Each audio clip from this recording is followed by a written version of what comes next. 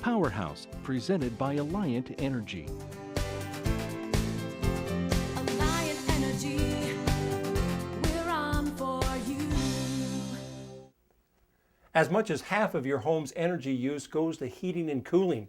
Keeping your family and home comfortable is important, and that means your heating and cooling system needs to be running properly.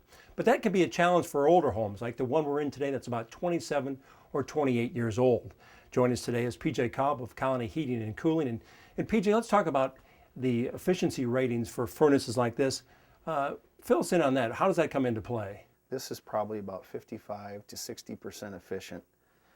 Today, you can get furnaces that are up to 95% efficient, which is going to save the consumer around 35–40% on their energy bill. There's also incentives through the utility companies and rebates. There's some tax incentives too to go to higher efficient equipment. The other advantages with the newer furnaces is they're a lot smaller physically in size. They're actually going to do a better job of heating and cooling the home due to the fact that they don't have this big swing in temperature. For the homeowner, when they look at that energy efficiency rating, so what do they really need to understand? What they need to understand is, for instance, a furnace that's 95% efficient, if you have 100% gas coming to the furnace, 95% of that is going back into your house in energy or in heat, and the other 5 is going up through the chimney. The newer furnaces, this particular furnace actually takes its combustion air from your home, to where the newer ones actually have 2 pipes. There's 2 PVC pipes. There's an intake and an exhaust. So we're pulling our combustion air from outside, so we're not paying to heat the air we already paid to heat that's in the existing home. For a homeowner like in this house that's 27, 28 years old, as they look at possibly putting in a new furnace, it's not cheap. What's the first thing that you're helping them understand in terms of the space, and how do you size the furnace for a house? What we do is we come in and kind of have an evaluation with the homeowner on what they're looking for, their comfort needs, is there cold or hot spots throughout the house, and then we'll base that on the age of the home, the type of windows and siding and things like that, on how tight the house is. And there's a manual J and some other things that we go through and test to size the furnace for the square footage of the house and for the comfort of the homeowner too. Now, we always talk on Powerhouse, PJ, talking about the Energy Star and Energy Star ratings for furnaces. Does that come into play as well? That comes into play as well. The high efficiency are Energy Star rated furnaces, and that's truly what we're putting in most homes. People are looking for the most bang for the buck, so to speak. They're looking for the highest efficiency they can get, and with the incentives through the utility company, that pretty much offsets the difference between the high efficiency furnaces and say the standard efficiency furnaces. For an average 2,000 square foot home, put a new furnace in, how long in terms I recoup that in terms of energy savings? What do you usually say?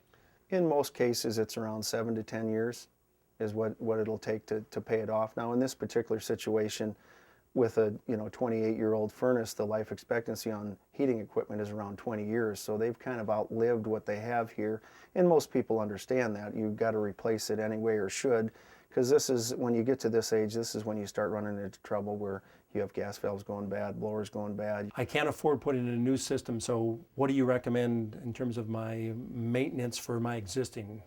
If with a system this age, I would highly recommend that system's checked yearly with the heating and cooling, having a service call done pre-season, so to speak, to where we can come out in early fall and check this furnace, adjust the burners. We can make it more efficient that way.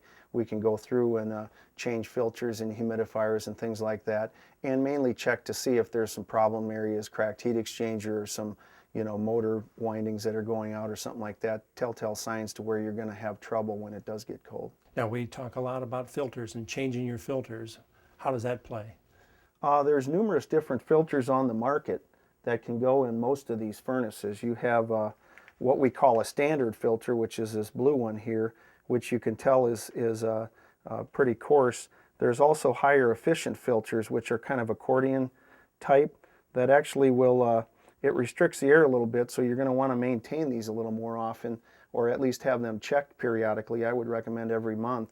Now this one here, more expensive, PJ? That's a more expensive filter, but if we have, allergies or kids that are allergic to dust or things like that, this will actually trap and pick up more dirt. So and with the accordion style, you're going to get a little more life out of that, usually a couple months.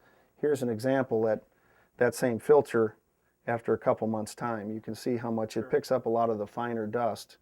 So, but it is something that they're going to want to maintain, because if that starts picking up too much stuff, it's going to start restricting the airflow, and that can cause some problems. Okay, what if I'm on the market for a new house and I'm going to build a new home? What are the options there that I'm looking at in terms of my heating and cooling systems? We still mainly put in the high 95% efficient equipment. The other thing that you can look at in new homes that we do a lot of is geothermal. There's rebates available on the geothermal, and there's also some tax and credit incentives as well. So, and we are doing a lot of geothermal on retrofit homes too. Well, PJ, a lot of great information. Thank you very much for joining us today. You stay with us. When we come back, we're going to talk about insulating your home and also about home sealing, so don't go away.